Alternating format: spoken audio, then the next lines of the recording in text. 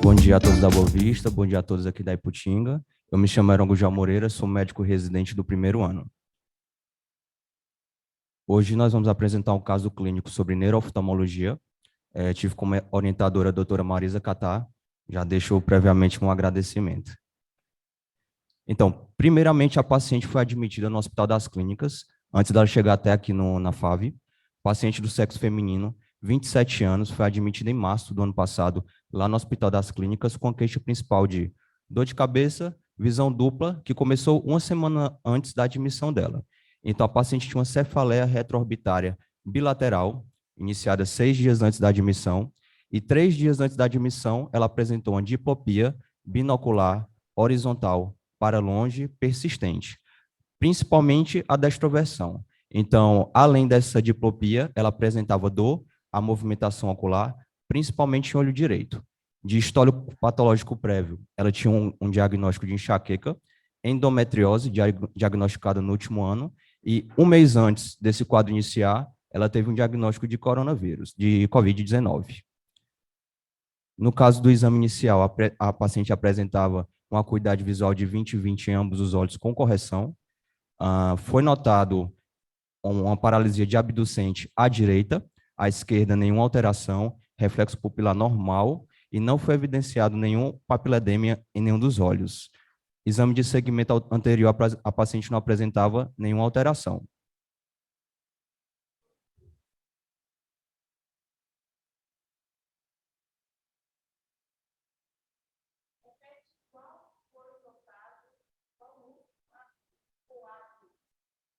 Na verdade, foi de sexto par abducente.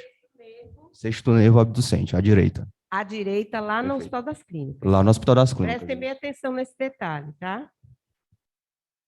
Então, por se tratar de uma diplopia, muito importante a questão da avaliação neurológica geral. Então, a gente pode notar que realmente foi algo bem focal. A paciente apresentava essa paralisia à direita, de sexto nervo, com dor à movimentação ocular. Questão de avaliação muscular global e segmentar, fatigabilidade, equilíbrio, exame também de avaliação de possível acometimento de meníngeo, a paciente não apresentava nenhum exame positivo no exame físico. Então, basicamente, o quadro da paciente era dor de cabeça, cefaleia retroorbitária, como eu falei, bilateral, dor à movimentação ocular e essa diplopia binocular, que era horizontal para longe. Vocês vão querer pausar? A seguir, a gente já vai para as hipóteses diagnósticas.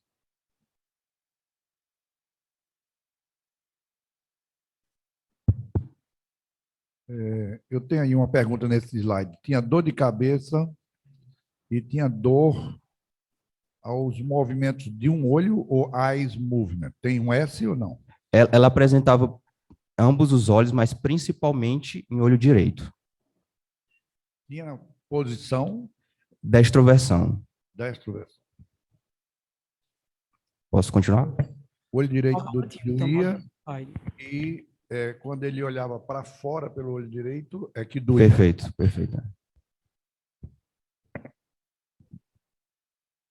Bom, como hipótese diagnóstica, a paciente acabou ficando com um quadro de oftalmoparesia associada ao COVID, com a paralisia de nervo abducente, porém, no Hospital das Clínicas também foi visto, por se tratar de um quadro de diplopia, a questão de infecção do sistema nervoso central, tumorações e doenças autoimunes.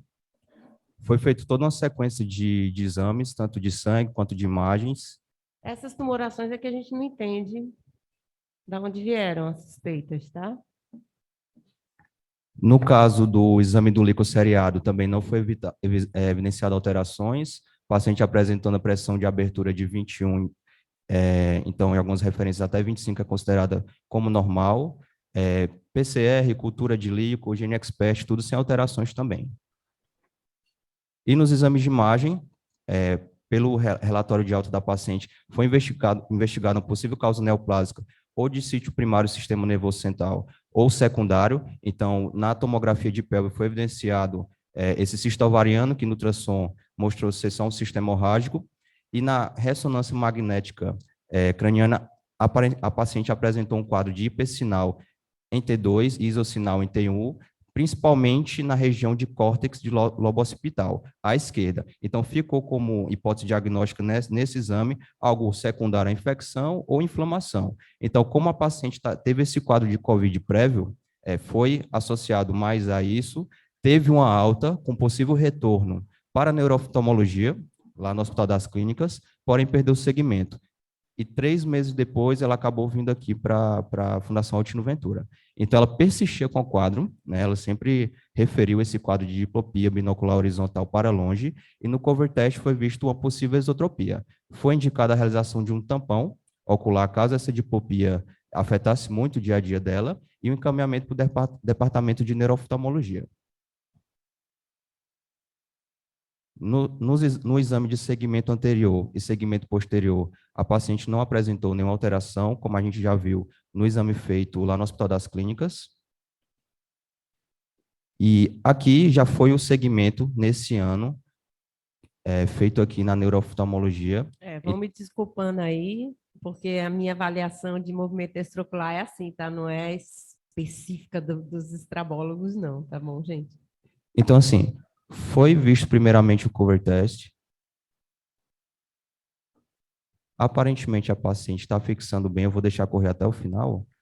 É para longe. Então, não sei se pelo ângulo da filmagem, aparentemente uma exotropia, mas o relato que a gente viu sempre da exotropia, né? Tem uma exoforiazinha esquerda, né? Discreta, vocês estão vendo, né? Um olhinho esquerdo um pouquinho mais, né? Para fora, só um pouquinho.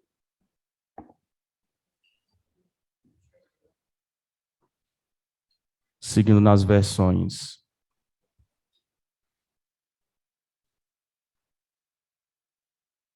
A paciente conseguindo fazer as versões normalmente.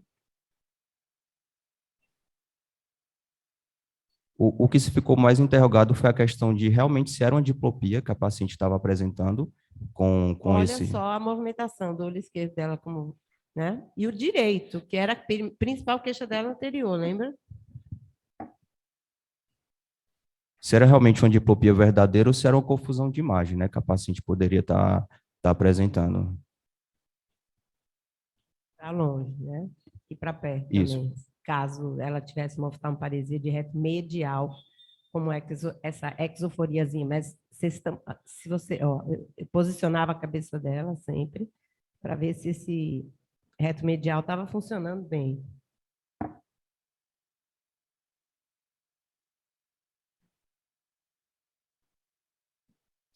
E aparentemente sim, né? Tudo ok. Não apresentou nistagmo, né? Nos movimentos que eu fiz mais rápidos, sacádicos, vamos dizer assim. E agora aí é que vem o ponto próximo de convergência, né? Que aí ela sente uma leve dificuldade para convergir perfeitamente o medial esquerdo. Alguns momentos ficam mais evidentes, ó. Por exemplo, agora, no olho esquerdo, tendo essa dificuldade. Ela é míope, tá, gente? Por isso que eu fiz esse teste sem correção para perto, tá? Ela é míope de -1, né, Iron? Agora, aqui a gente tem um potencial visual evocado, né? Eu trouxe mais para a gente, para quem nunca viu, eu não tinha visto ainda, para a gente fazer uma rápida explicação.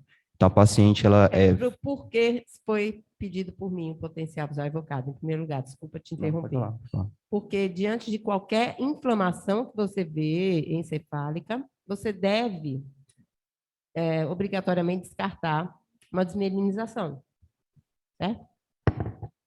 Então, a paciente, ela recebe um estímulo visual, eu vou explicar um pouquinho. Primeiro, nessa parte de baixo... Essa parte você corre, viu? Porque senão não vai dar tempo. Tá. Primeiro, nessa parte de baixo, só queria mostrar o que está grifado. Então, a paciente recebe um estímulo, e esse estímulo até chega na região do córtex, região occipital, ela vai ter um período de latência. Então, essa mensagem vai demorar um certo tempo. Então, se a gente olhar no que está grifado azul em cima, ela demora 106 milissegundos. Isso em olho direito. Em olho esquerdo, ela tem 115 milissegundos.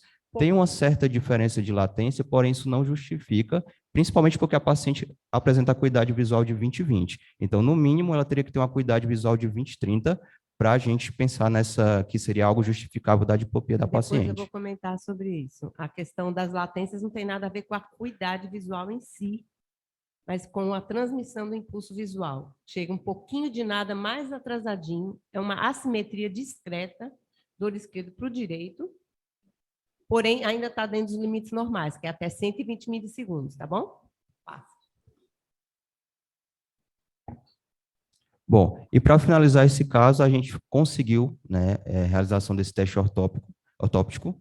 A paciente realmente apresentou uma isotropia de 4 dioptrias de prisma, algo bem leve, né? A gente ficou nessa questão de realmente se isso era uma diplopia verdadeira ou uma confusão de imagem, e também uma diplopia homônima. Então, a imagem formada no olho direito era realmente à direita, e a imagem formada no olho esquerdo era à esquerda. Como conclusão, teve a conclusão de esotropia com insuficiência de divergência e a diplopia para a distância, então era pior aos 2 metros, e a paralisia de abducente. Então, esse teste ortótico, eu pedi para ajudar a gente a provar que não existia grandes problemas e veio o contrário. Perturbou mais. Por quê? Como assim com descompensação da divergência, insuficiência de divergência, esotropia, assim, e paralisia de abducente, do direito. Então, assim, para mim, confundiu mais do que ajudou, tá? Até porque no vídeo a gente viu no esquerdo também, né, a alteração. Bom, a paciente, aqui eu trouxe um caso só para relatar bem similar ao quadro da paciente, é um artigo que foi publicado pela Fundação Altino Ventura, um paciente com cerca de 50 anos, que 18 dias depois de apresentar COVID, apresentou a mesma paralisia de abducente, foi feito um segmento de 8 meses, com avaliação ortóptica e fisioterapia, e o paciente apresentou regressão total desse estrabismo. Algumas referências falam que depois de 1 ano, teria realmente uma necessidade de uma avaliação com o estrabismo para ver se faria alguma cirurgia. No caso dele, teve regressão total em 8 meses. E no caso desse paciente, além da diplopia, a isotropia dele era de 30 dioptrias, então bem maior do que a da outra paciente. Ele foi avaliado na urgência do RUP, né? E foi visto pela equipe de estrabismo, né? Vocês estão vendo quem já, uma equipe top.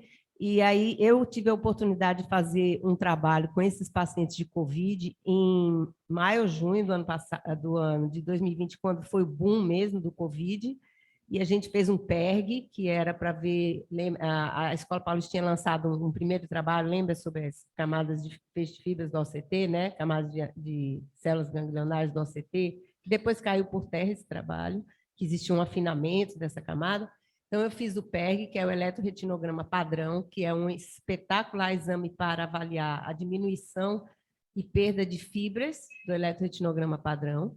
Para prevenção de glaucoma, é espetacular quando você está na dúvida, quando o OCT está bom, quando uma criança tem uma escavação grande, e você não sabe o que fazer. Como é que você vai conduzir esse caso? O PERG é espetacular exame para ajudar vocês.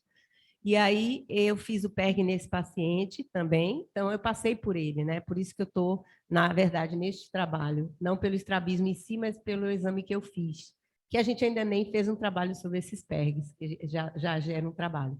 Então, esse paciente, ele teve e ele sim teve uma paralisia de sexto. Aquela paciente tem uma paresia, que a gente pode dizer, tá? Naquele momento que a gente examinou. Então, como revisão de literatura, rapidamente eu trouxe algumas explicações. Então, a paciente, no caso, apresentava essa diplopia binocular e ela tem muito maior frequência em adultos, a diplopia binocular, geralmente associada com acometimento isolado do nervo. Então, ordem decrescente, sexto, quarto e o terceiro oculomotor, nessa ordem de acometimento, e você vai ter, consequentemente, um acometimento de musculatura extraocular. Então, nessa primeira foto, à direita, a gente tem um quadro, à esquerda de vocês, a gente tem um quadro de uma paralisia de sexto par. Então, se você perceber, o paciente tem uma leve esotropia na primeira imagem, e quando foi pedido para ele fazer, ele tem uma leve redução, uma importante redução na abdução, na terceira foto. E no lado esquerdo, ele tem um acometimento total do oculomotor. Então, no oculomotor, no terceiro par, a gente vai ter uma pitose. Então, esse paciente com acometimento de lado esquerdo, uma pitose, uma hipotropia. Então, esse olho esquerdo fica um pouquinho mais abaixo do que o olho direito, e também uma exotropia. E tem uma anisocoria ali, né?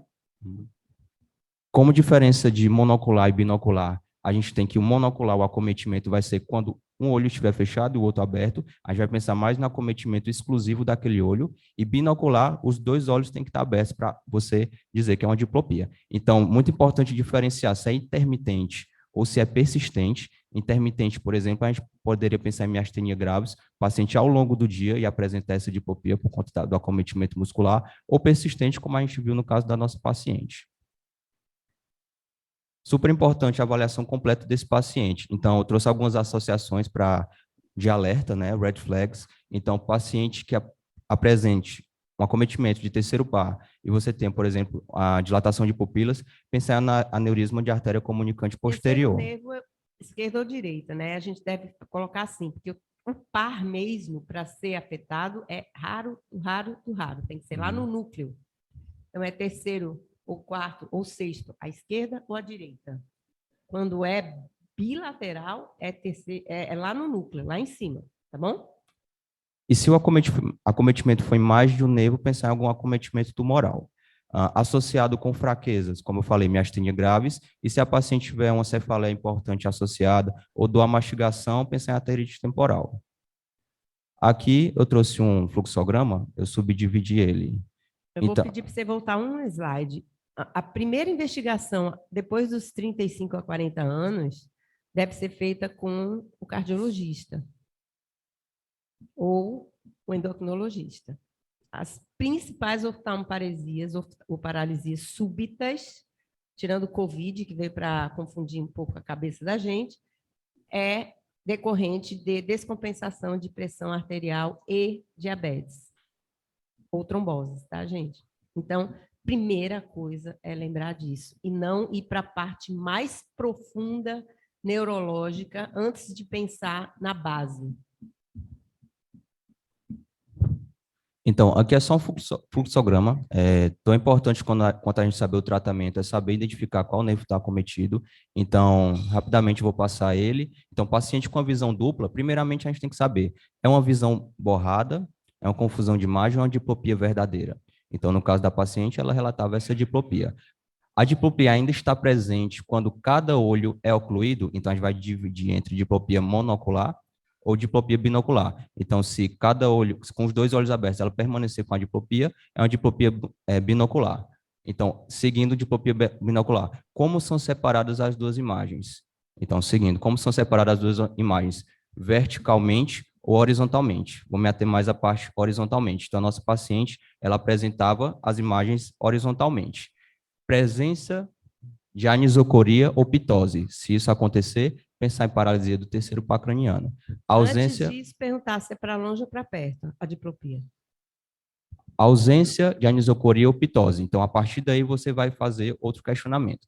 Presença de sinais de tireoidite ocular, pensando em miopatia restritiva, ou ausência de sinais de tireoidopatia ocular, pensando em paralisia de quarto par. Licença, Heron, só para lembrar que não é par, é nervo, porque par quando é binocular, tá? Tá certo, obrigado. Obrigada. A paciente em questão, a gente fez já o encaminhamento, a doutora fez o encaminhamento para o departamento de estrabismo, a paciente vai ser avaliada lá e a gente está aguardando essa consulta. É para fazer o teste dos 4 prismas, né, doutora Helena? Porque no finalzinho da consulta, o que se pede, que ela pediu, muito jovem, né, 20 e poucos anos, 28, um laudo. Então, que laudo você vai dar? Então, para mim, infelizmente, o teste ortótico me complicou um pouco para poder dar esse laudo mais tranquila. Por isso, a gente vai pedir o teste dos 4 prismas para as estrabólogas, porque aí elas vão comprovar de toda forma que é um estrabismo que não tem limitação. E outra coisa, a profissão da paciente qualquer Design de sobrancelhas, né? Design de sobrancelha, e ela continua fazendo. Então, ela não está Poxa vida, que limitada, interessante. né? Marisa e Heron, parabéns aí pela escolha do caso, é muito interessante, mas realmente eu fiquei bem confusa com esse teste ortótico, eu acho que o exame vai ser muito importante pelo departamento de estrabismo, oftalmopediatria e estrabismo, porque tem que fazer avaliação sensorial aí, né?